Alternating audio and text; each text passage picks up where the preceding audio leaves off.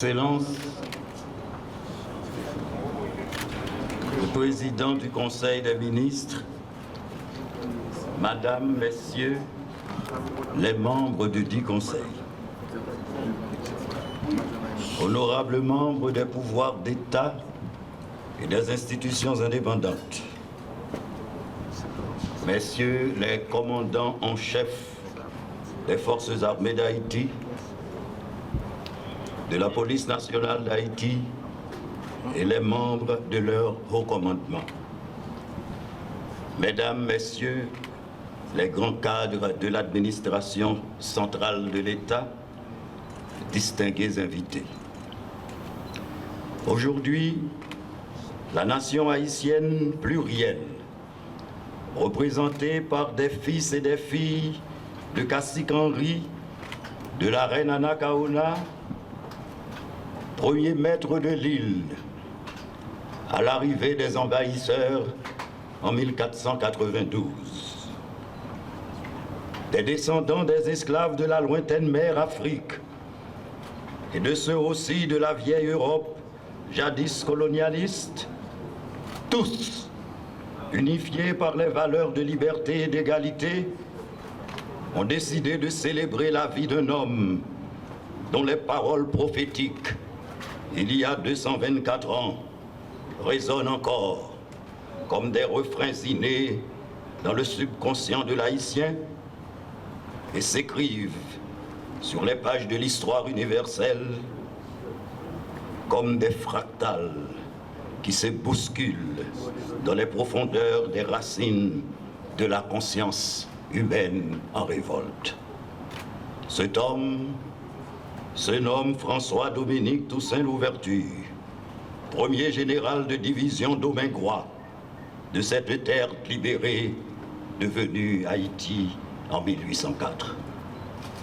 Arrêté le 7 juin 1802 et laissé mourir de privation dans un cachot d'un territoire napoléonien le 7 avril 1803, Toussaint Louverture, par la revanche de l'histoire, et par la magie dont seul le temps connaît le secret, est entré au panthéon haïtien et ses restes symboliques sont jalousement gardés en ces lieux inviolables de notre mémoire de peuple.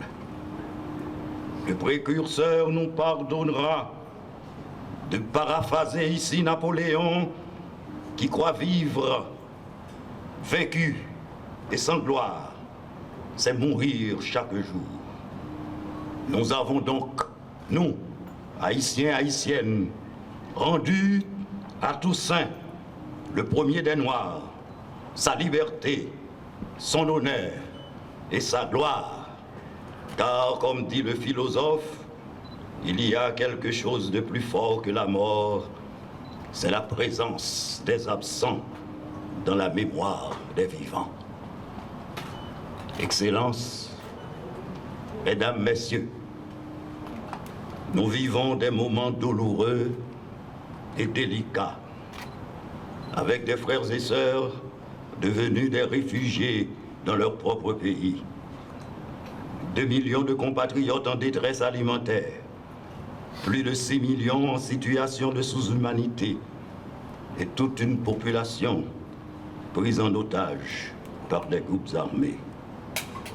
Mais le gouvernement de la République est constamment à leur chevet avec les faibles moyens dont dispose l'État, tout en maintenant le fonctionnement régulier de la République. Excellences, la tâche est immense et difficile. Ceux et celles qui conduisent aujourd'hui la barque nationale ont besoin d'un supplément d'âme pour continuer le bon combat.